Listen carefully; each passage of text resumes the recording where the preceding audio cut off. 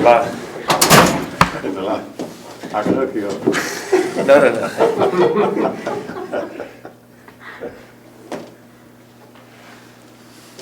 I guess, Luka, that lob you threw from half court to Dodo, you wouldn't know look on that. Was that for fun, or were you trying to look something off there? I mean, I tried to defend. There was one defender there, so there was, I think, one more guy on the left. I don't know who he was. So I was just trying to, the way I was looking there, so he can get a lob, you know. That's it. So you lobbied to play 2 more minutes to start the fourth for Jason, or what was that? You just having fun? Yeah, I asked, you know, just to close out the game, you know, just let me in a couple more. So, you know, we were up by then by a lot, so that's it. I just, you know, closed the game out. Kid said you're wanting to play 48 these days. Well, yeah, I mean, not 48, I gotta rest a little bit, but 44? yeah, 44, 45. Well, look, I know you guys want to win every game, but how important is it to win games against bad teams like this one? I mean, it's very important, you know. I think we learned our lesson with Orlando and OKC. You know, we're obviously a better team, you know. They have great players. We didn't come out as the way we should, but we learned from that. Could you tell us a little bit about what you got from Trey Burke, particularly tonight and the other night, Sunday night? I mean, it's great to have him, you know. He's always ready, you know. Sometimes he don't play, so he's always ready. He always gives 100% when he's out there, and we just appreciate having him.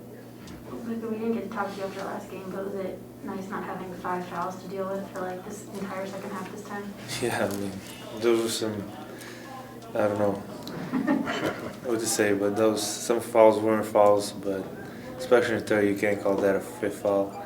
So, you know, I just try not to foul today. Did you feel like you earned your technical foul today? No, not at all. What did you say to get it? I don't know what I said, but I was just saying it was a foul, you know. Every time I do this, you know, it's here. But not at all. I didn't even yell or nothing, and I got to talk. I think I can get that back because for sure I didn't deserve that. We got one on Zoom, Kevin. Luka, this team is 16-5 in its last 21 games. What would you say is the biggest difference in how you guys have approached each game to have you guys playing the kind of basketball that you're playing right now? It's our defense for sure. You know, we changed our defense. Not change, but you know, we talk more. We're more aggressive, more energy, and that's the key. You know, we get stops and then we run. We play fast basketball, and that's our key. All right, thanks. Thank you. Appreciate it. Thanks, Luka. These cameras not working, so no video. Perfect. Yeah. Gonna see me. Stop it. Yep. Yep. Jason revealed the secret of what you've been looking to add to your game, which is some more catch and shoot. So now that we know, how long has that been kind of a focus for you, and where do you see that going these last few games? It's always been a focus. I think every year I go into every off-season thinking just being more consistent, and then once I get to the start of the season, it's kind of the same thing. You see what's working and what's not working at certain points during the year, and just focus on getting back to that. Just it's been a focus, but just trying to be consistent at all levels of my game, and yeah, that's one part. And we're working on a lot of things, but that's definitely one of them. See, I thought I figured it out. I was gonna ask you if it was working out of the corners more often. I know you end up there and like you know, sometimes out of like pistol sets and stuff, you end up swatting up in the corner and you can take it more from there. But yeah. Is it just an overall mindset for you? Yeah, it's wherever I catch the ball on the court, just trying to be a threat. Whether it's with the catch and shoot or being able to attack or playing in the mid range. I try and keep people off balance by just trying to attack all three. Jalen, after what happened last week against Orlando and Oklahoma City, was this one of those games where you guys want to not let your guard down against a team that didn't have a good record? I mean, we try and play that every night. I think it was definitely kind of talked about, saying we got to respect these guys no matter what. I mean, they're NBA players, coached by NBA coaches, and we got to go out there and just play our style of basketball for 48 minutes and play as hard as we can. Started out just a little lackadaisical, and ended up kind of getting a groove in the end of the first quarter. Second quarter, we kind of slipped up defensively a little bit. But we eventually found our groove again and able to keep a team under 100 again. Right. Yes. Two touchdowns. 2 touchdowns? Yeah. What's that, 6 points? Oh, you kept one or 2 touchdowns? I know, what's a touchdown? I mean, I'm assuming that's a point. No, I'm European. I don't know that type of football. Well, the Eagles don't score a lot either. Okay. I guess I kind I of. mean, Set yourself up for that you one. threw the line. Yeah. It's a half for long. Could you tell us what you guys have been getting from Trey Burke, particularly these last 2 games? Trey's being Trey. Trey is just being himself. It's amazing what happens when you guys are shocked. I mean, because he hasn't played a lot, and to be able to be that effective coming at the bench is spectacular. But we see what he can do. Me and Trey, we play a lot of one-on-one together. I know what he can do. It's nothing new to us. So I'm happy for him, but we know what he's capable of. Speaking of players being capable of doing something, could you tell us a little bit about what you guys are getting from Theo as far as being a cheerleader there on the bench? I would say, I get what you're saying, but I would say he's more than just a cheerleader. He's that person who just gives energy. And it's not just by cheering guys on; it's also by telling us if we messed up on the scouting report, what the scouting report is. But he knows every single detail of what we're supposed to do. And so he does that for us. It's really special, and it goes way past just being a cheerleader. He's helping us X's and O's wise. All right, thanks, JB, appreciate it. Thank you. You good? Yeah. 18 minutes tonight, Max. How you feel after not playing for a while? Feeling good. Obviously, like the first game back is always testing your wind a little bit, but I felt good out there. What about the team overall? I mean, you guys are 16-5 in the last 21 games. Yeah, we lost 2 games that we shouldn't have lost, so the team made up for it. Pretty big wins for us. We have some more home games, so we obviously want to win them too, and we got to continue with the flow that we have right now. So you got 2 knees again? Yeah, What, we got 2 weeks again. what did you do on the line? A lot of treatment. I think a little rest helped, and now we're back to normal. Was it just wear and tear type of stuff, or? Yeah, I was sore a little bit, and then in the OKC game, Giddy fell on it again, so I got hyperextended a little bit, and I think that didn't help. And then, I turned 30, so maybe that's why, I don't know. But we did some treatment, and now it's all good again. Did you have to get a drain or anything like No, that? nothing, just treatment. Max, you guys have only been healthy for 4 games all season. What's the ceiling for this team if you can get healthy and stay healthy? We're going to be excited for the day that we're all healthy for longer than 4 games only.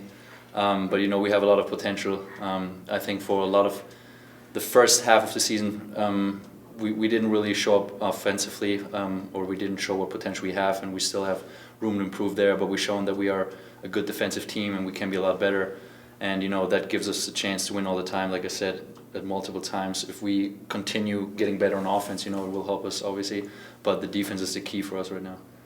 This is kind of an odd timed question, but going off of the idea of having everybody back healthy, when KP has been healthy this year, where have you noticed him being most impactful as compared to maybe last year when he could never quite get full strength? I think he's going a little bit more in the post, which helps us, especially against smaller guys. He can just shoot over them.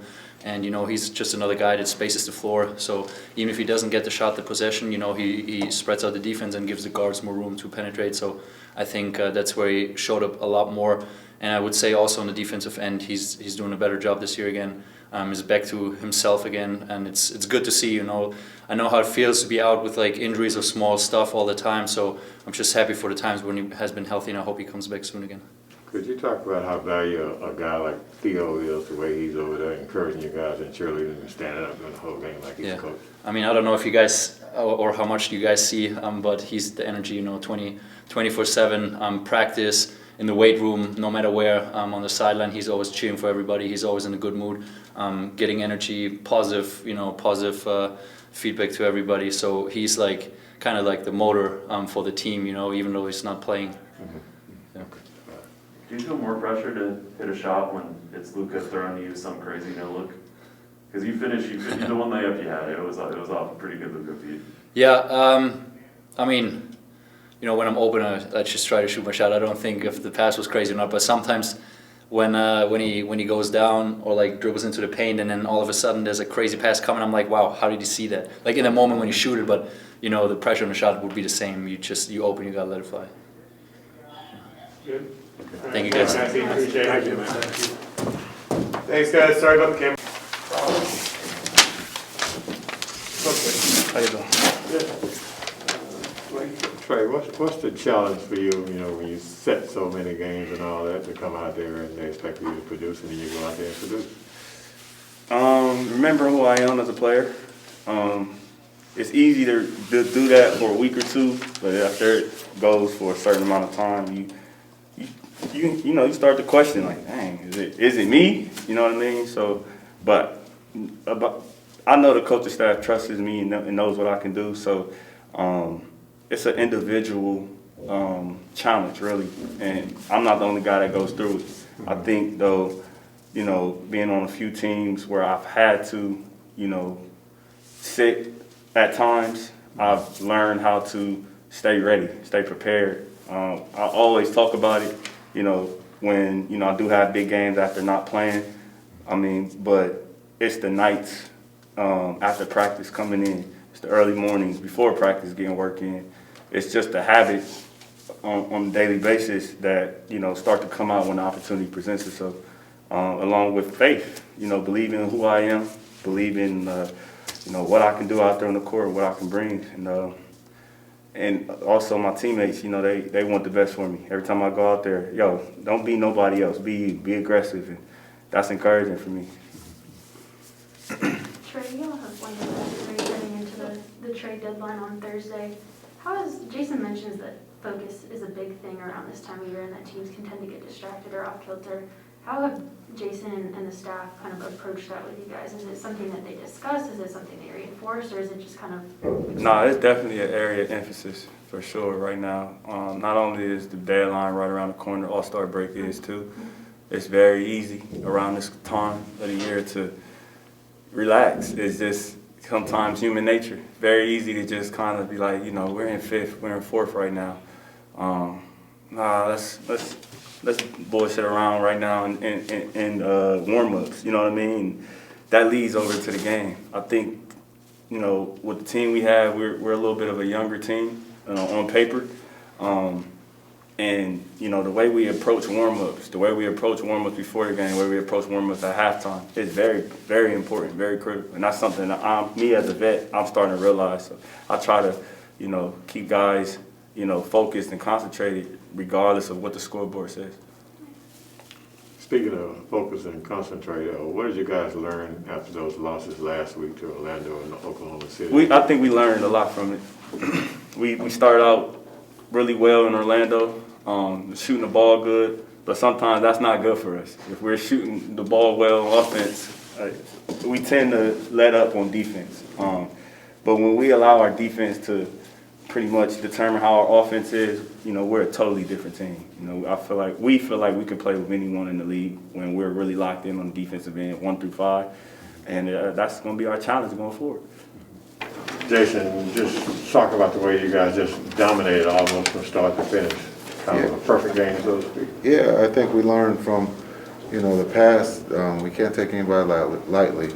I thought the energy and effort was great for the 48 minutes, and for those guys who played there at the end, I thought they played the right way and continue to work on our habits. Tell us what you got from your backcourt tonight between Luka and Jalen. They didn't foul, did they? No, they did. They had. Oh no, one did. I thought they were great. The balance. Luka, I thought again, we're trying to move him around a little bit on the court, see, put him into some different spots to see how the defense is going to react. And I thought he took what they gave him. He got to the free throw line, and then he's finding guys, and guys are knocking down shots. And then I think JB's just, doing a great job of catch and shoot and setting the table for him to be able to get to the basket or find a teammate. Did you kind of talk to them, based on what happened against Orlando and Oklahoma City, not to play down to the competition, so to speak? Yeah, we talk about it a lot, learning from our past experiences and what we can control, and our energy and effort tonight was high. No matter who we play, that's the way we have to come out. We can't just wait for the good teams. We have to respect everyone and understand, execute the game plan, and take care of business so guys don't have to play that many minutes in the fourth quarter. Jason, you mentioned that the trade deadline can sometimes be a distraction for certain teams. How have you seen your guys focus with that approaching this week? I told them it was over. No, it's here, right? And it gets real crazy the last 48 hours. Rumors start flying even more.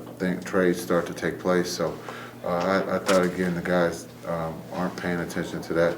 They're going out there and doing their job, and that's just the character of those guys in that locker room. No matter who we're playing, they come out and they do what they have to. Win or lose, they're doing their job. And that's just, again, the character of that group in there. You mentioned wanting your main guys to have to play deep in the fourth quarter. Was there something you wanted to look at with Luka there to start the fourth? He asked if he could play 2 more minutes to get closer to 44, and I said that's fine. It was just a joke. Oh, okay. He wants to play 48. So, he wanted to play a couple more minutes, and if we could take care of business, then after that he was done. So he runs the show. I feel like I've seen Brunson spotting up and working out of the corners more often. Am I seeing that right? And is that a purposeful thing? I don't know if he's. I think he's getting a lot of shots out of the corner. I think Callie brought up, some of the things that he's grown, and I said there's a secret. And I don't know if you guys never asked him, but he's working on catch and shoot at a very, very high level. Some say he couldn't do it.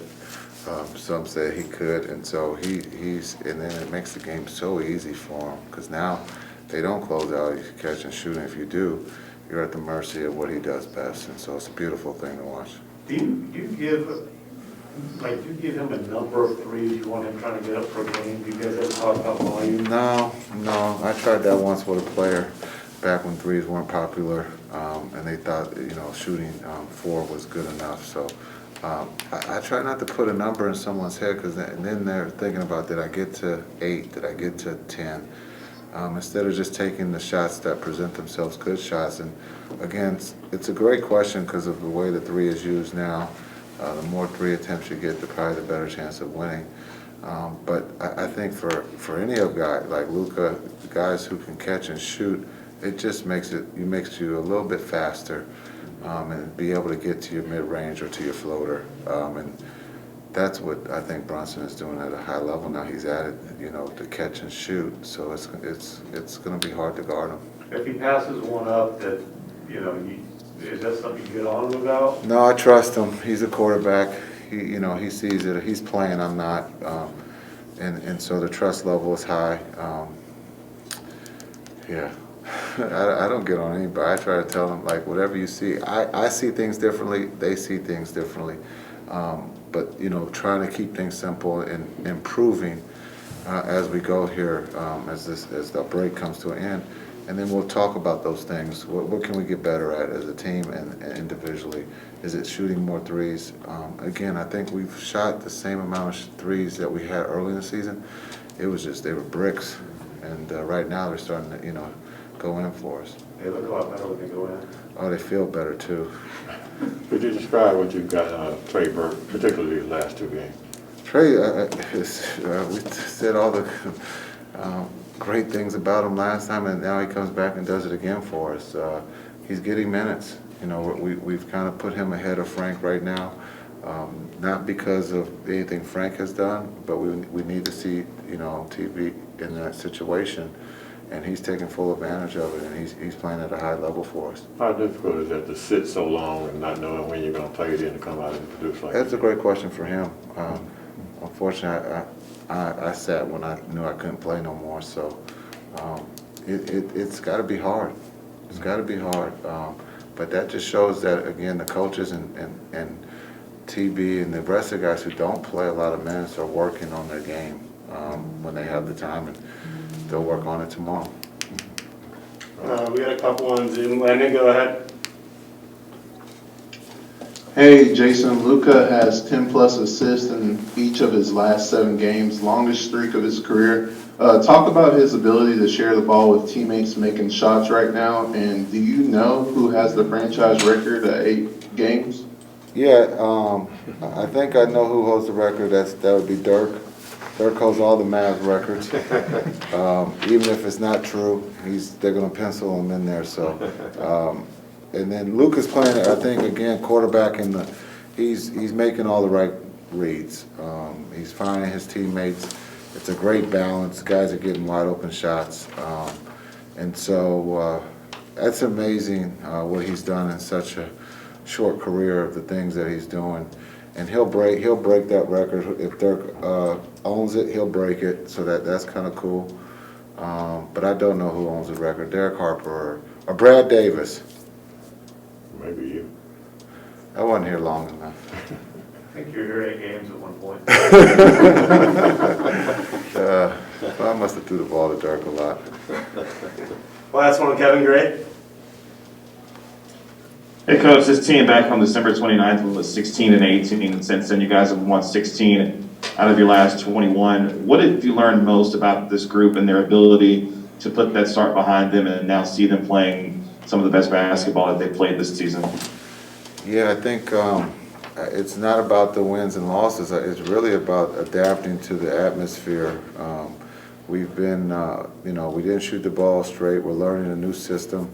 We're talking more about defense than offense early on, and we're trying to find a way to win. Then you have COVID. I think it's just the ability to adapt and play for one another, and no matter who's in or who's out, they truly trust one another, and it's really cool to see the accountability and the chemistry coming together.